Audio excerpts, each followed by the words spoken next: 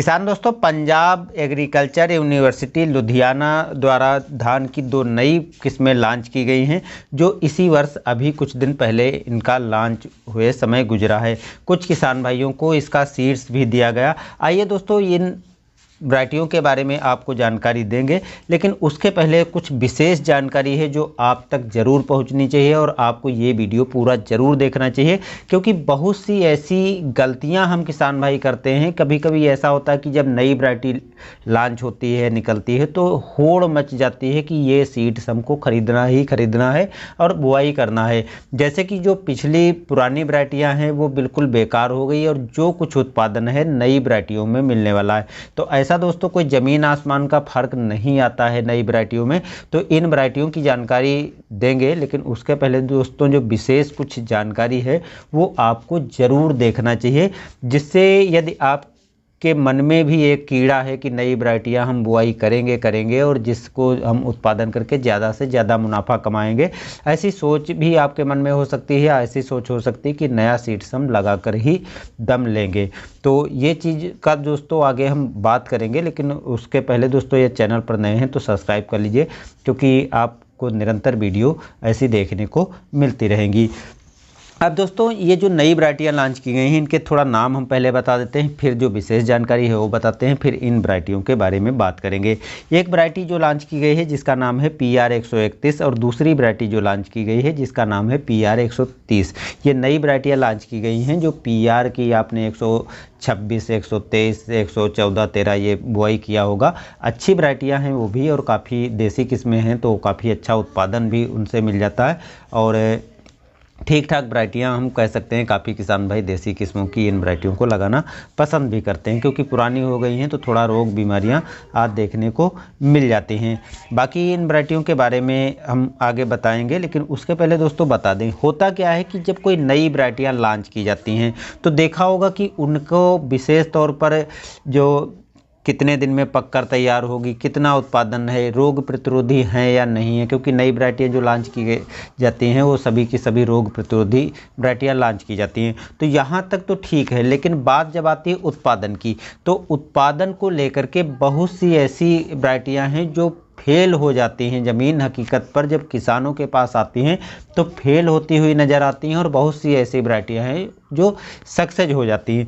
तो इनके पीछे का कारण क्या रहता है? सीधा दोस्तों ये कारण रहता है कि कुछ वैरायटियाँ ऐसी होती हैं जो अपने वहाँ का वातावरण है, अलग अलग क्षेत्र में अलग अलग हिसाब का मौसम, अलग अलग हिसाब का सब कुछ रहता है, जिसके कारण कुछ ही क्षेत्र में कुछ वैरायटियाँ सक्सेस होती हैं, सर्वाइव कर पाती हैं, तो कुछ क्षेत्रों में वो फेल होती हैं। जब कोई नई वैरायटी लॉन्च की जाती है तो उनको अलग अलग राज्यों पर, अलग अलग स्टेट पे, अलग अलग क्षेत्रों में थोड़ा थोड़ा टेस्ट किया जाता है। कई वर्षों तक ये टेस्टिंग का प्रोग्राम चलता है कृषि वैज्ञानिकों के द्वारा।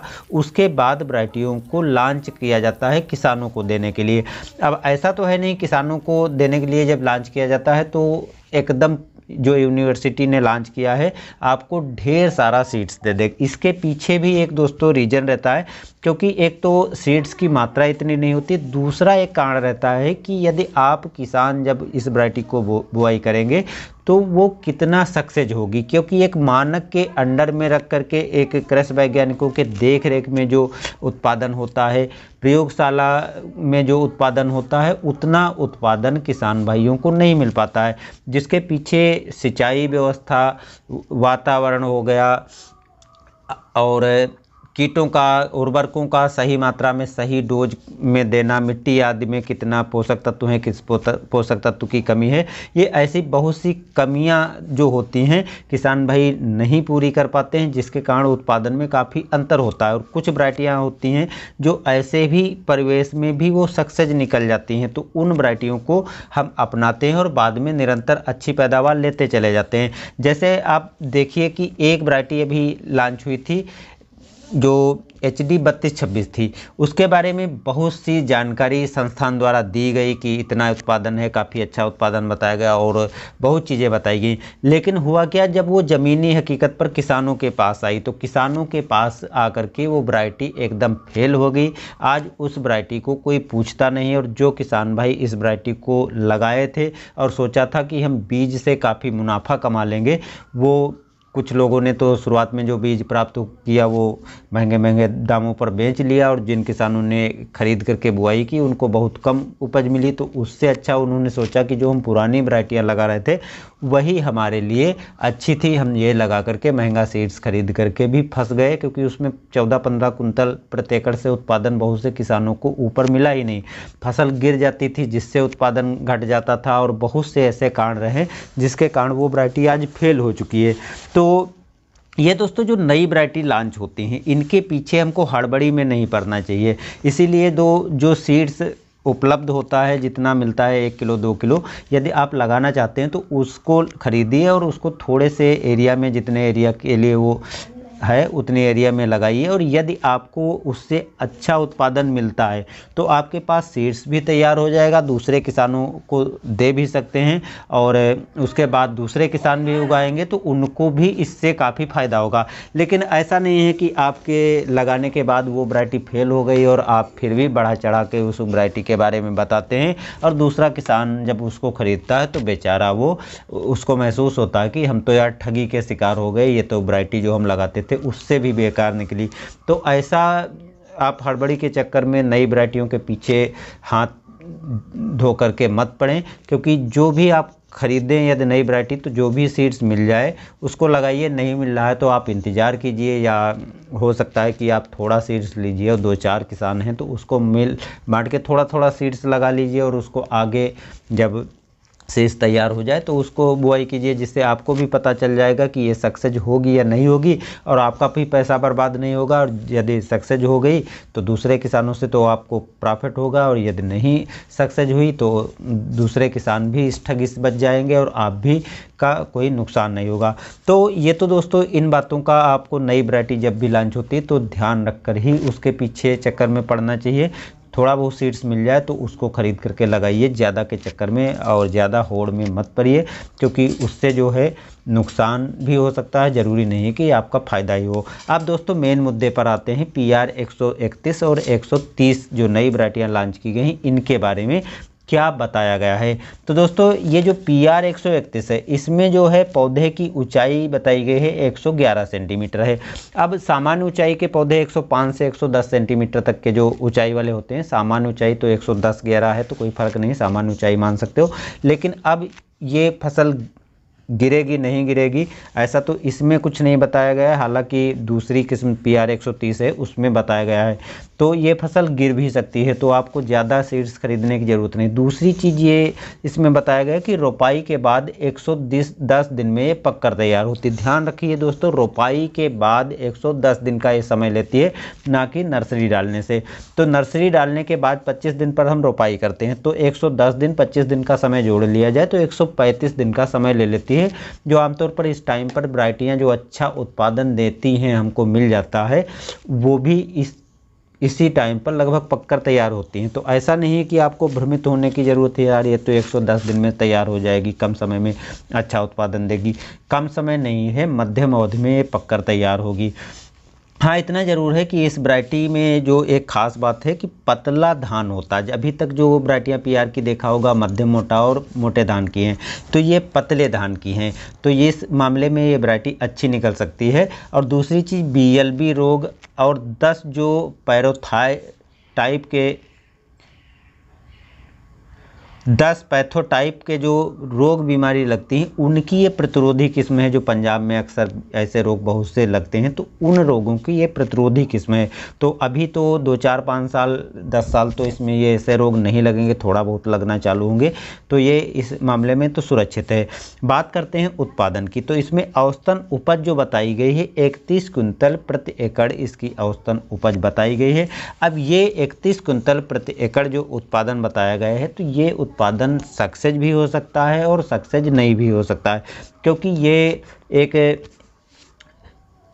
ऐसे परिवेश में टेस्ट किए गए हैं जैसे प्रयोगशाला टेस्ट, और फिर जो है ऐसी जगह पर टेस्ट किए गए हैं जो वैज्ञानिकों के देख रेख में टेस्ट किए गए हैं। अब किसान भाइयों को जो थोड़ा बहुत सीड्स दिया गया है, तो इसके बाद हकीकत पता चलेगी कि वास्तविक रूप से इसका उत्पादन कितना हुआ है। अब दूसरी वैरायटी की तरफ चलते हैं PR 130 के बारे में। तो ये मध्य अगेती किस्म है। मध्य अगेती किस्म देखते हैं दोस्तों कितनी मध्य अगेती है। ये गिरती नहीं, इस बात को इसमें बताया गया है कि गिरने के ये प्रतिरोधी किस्म है, तो ये गिरती नहीं। चलिए हम इस बात को मान लेते हैं कि ये गिरती नहीं है, लेकिन जब हवाएं तेज़ चलेंगी तो कोई भी फसल नहीं खड़ी रहती है, तो ये भी गिर सकती है। तो ऐसा तो है नहीं कि उसमें लाठी डंडा बना हुआ है जिससे गिरेगी नहीं। हाँ, यह है कि प्रतिरोधी किस्म है तो गिरने की संभावना काफ़ी कम हो जाती है। पौधे की हाइट जो है 108 सेंटीमीटर है। अब 108 सेंटीमीटर की तो मध्यम ऊंचाई का पौधा हम कह सकते हैं। दूसरी चीज़ जो है, रोपाई करने के बाद यानी नर्सरी की रोपाई करने के 105 दिन में ये पककर तैयार होती। तो इस हिसाब से 105 दिन और 25 दिन का समय जोड़ लिया जाए तो 130 दिन में पककर तैयार होती हैं। तो एक PR 131 और PR 130 लगभग 4-5 दिन का अंतर है, बाकी एक ही समय पर ये पककर तैयार होंगी। ये भी पतला धान होता है, यानी इसका भी चावल आपको पतला मिलेगा। PR धान 131 का चावल भी पतला मिलेगा। तो दोनों पतले चावल वाली किस्में हैं, ये एक अच्छी बात कही जा सकती है। और इसकी जो है क्षमता बताई गई है कि BLB रोग और 10 पैरोथाइप नाम की जो बीमारियां अन्य लगती हैं वो नहीं लगेंगी, यानी उनकी प्रतिरोधी किस्में। तो ये भी अच्छी बात कही जा सकती है। और औसतन उपज जो इसकी बताई गई है वो 30 क्विंटल प्रति एकड़ बताई गई। अब 131 की 31 क्विंटल और ये 130 है तो 30 क्विंटल, शायद इसी को ध्यान में रख करके ये नाम दिए गए हैं, या जो क्रम चल रहा है इनका उसको ध्यान रख करके नाम दिए गए। अब ये 30 कुंतल और 31 कुंतल जो प्रति एकड़ उत्पादन बताया गया है, तो ये दोस्तों इस बात को आपको ध्यान रखना है कि जब जो किसान बुआई कर रहे हैं आमतौर पर अपने खेतों में, तो उनको जो उत्पादन मिलता है हकीकत में वो उत्पादन मिलेगा। अलग अलग क्षेत्रों में कितना सक्सेस होती हैं, कितना नहीं सक्सेस होती हैं, वो 1-2 साल में आपको पता चल जाएगा। तो यदि आप इन वैरायटियों को लगाना चाहते हैं और आपके पास सीड्स है थोड़ा बहुत, तो आप मिल बांट के लगा लीजिए या उसको ट्रायल बेस पे लगाइए। ज़्यादा एरिया के चक्कर में ना पड़ें, तो क्योंकि हो सकता है कि वैरायटी फेल हो जाए तो आपका भी नुकसान हो सकता है, और सक्सेस हो गई तो आपके पास जो सीड्स है उससे आगे और बढ़ा सकते हैं और उसको अगले बार जो है किसानों को भी दे सकते हैं। तो ये तो रही कुछ जानकारी जो PR 131 130 के बारे में थी, और कुछ ऐसी जानकारी जो आपके लिए नई वैरायटियाँ खरीदने के पहले ध्यान रखना ज़रूरी था। तो दोस्तों मैंने इस वीडियो में आपको वो सब जानकारी बता दी है। फिर भी दोस्तों आपको कुछ ऐसे लगता है कुछ जानकारी छूट गई है तो आप कमेंट में सुझाव दे सकते हैं, जिससे किसान भाई जो इस चक्कर में पड़ते हैं कि हम नई वैरायटी लगाएंगे चाहे कैसे मिले, वो इस चक्कर में ना पड़ें। और जो है यदि आप किसी वैरायटी को जो नई लॉन्च हुई है उसको लगाना चाहते हैं तो सबसे पहले जहाँ से लॉन्च की गई है वहाँ पर संपर्क करना चाहिए, क्योंकि आपको वहीं सीड्स मिलने वाला है, दूसरी जगह कहीं पर नहीं मिलने वाला है। क्योंकि ये नए नए के चक्कर में बहुत से ऐसे फ्रॉडिया भी बैठे हैं जो आपको दूसरी किस्म को दूसरी किस्म बता करके बिक्री कर देते हैं, और जब आप उसको लगाते हैं तो दूसरी किस्म निकलती है या फेल किस्म होती है या कुछ ऐसे चक्कर में पड़ जाते हैं जिससे ठगी के शिकार आप भी हो जाते हैं। तो इन सभी बातों को ध्यान में रखिए। नई वैरायटी आए तो उसको ट्रायल बेस पे लगाइए। सक्सेस यदि आपके क्षेत्र में होती है तो उसको और विस्तार कीजिए, और यदि सक्सेस नहीं होती है तो आप वहीं से उसको छोड़िए, जिससे अन्य किसानों को हानि होने से बच जाए। और ये सूचना आप जो है जहाँ से लॉन्च की गई है वहाँ